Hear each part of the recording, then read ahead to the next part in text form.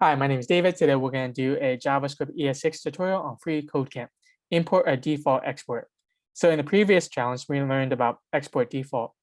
And now how do we import this export default to your JavaScript file? So we do import, and now we do our variable name. And this could be any name you want it to be.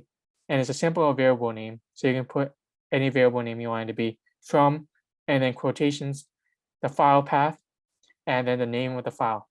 So for this exercise, it wants us to import from math_functions and give the import the name subtract. So we just follow the syntax, import subtract from quotations. So it's the same directory. So we do // and I'm just going to copy and paste this. And there we go. That's it for this one. Thank you so much.